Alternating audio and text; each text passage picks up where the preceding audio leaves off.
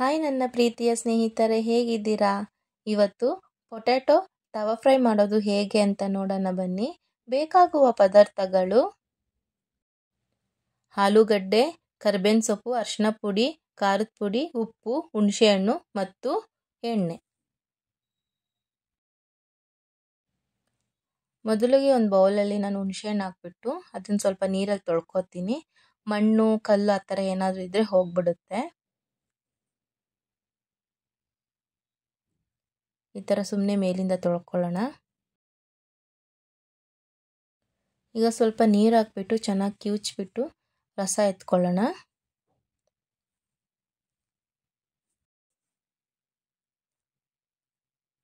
ಇಲ್ಲಿ ನಾನು ಹುಣಸೆ ರಸ ತೊಗೊಂಡಿದ್ದೀನಿ. 1 ಸ್ಪೂನಷ್ಟು ಖಾರದ ಪುಡಿ ಹಾಕ್ತಾಯಿದ್ದೀನಿ, ಅರ್ಧ ಸ್ಪೂನಷ್ಟು ಉಪ್ಪು ಹಾಕ್ತಾಯಿದ್ದೀನಿ, 1/4 ಸ್ಪೂನಷ್ಟು ಅರಿಶಿನ ಪುಡಿ ಹಾಕ್ತಿದ್ದೀನಿ. ಚೆನ್ನಾಗಿ ಕಲಿಸ್ಕೊಳ್ಳೋಣ ಈ ಥರ.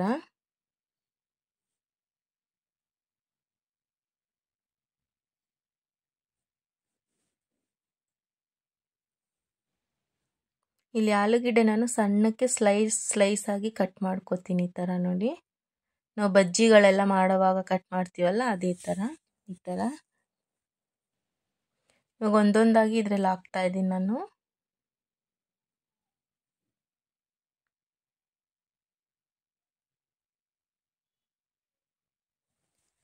ಇವಾಗ ಒಂದು ಕಬ್ಬಿಣದ ಹೆಂಚು ಮೇಲೆ ನಾನು ಎಣ್ಣೆ ಹಾಕ್ತಿದ್ದೀನಿ, 2 ಟೇಬಲ್ ಸ್ಪೂನಷ್ಟು ಹಾಕ್ಬಿಟ್ಟು ಚೆನ್ನಾಗಿ ಸ್ಪ್ರೆಡ್ ಮಾಡ್ಕೊಳ್ಳೋಣ.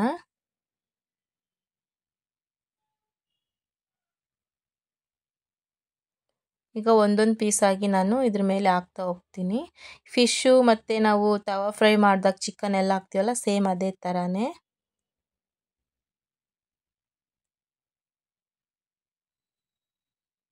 ಎಲ್ಲ ಹಾಕಿದ್ದೀನಿ. ಈಗ ಮೇಲಿಂದ ಕರಿಬೇವಿನ ಸೊಪ್ಪು ಹಾಕ್ತಾಯಿದ್ದೀನಿ. ಅದು ಫ್ಲೇವರ್ ಚೆನ್ನಾಗಿರುತ್ತೆ ಮತ್ತು ಟೇಸ್ಟ್ ಕೂಡ ತುಂಬ ಚೆನ್ನಾಗಿರುತ್ತೆ. ಈಗ ಒಂದು ಸೈಡ್ ಬೆಂದಿದೆ, ತಿರುಗಿಸ್ತಾ ಇದ್ದೀನಿ ಎಲ್ಲ. ನಾನಿಲ್ಲಿ ಹುಣಸೆಹಣ್ಣು ಜೊತೆ ಹಾಕಿರೋದಕ್ಕೆ ಹುಳಿ ಖಾರ ಚೆನ್ನಾಗಿರುತ್ತೆ.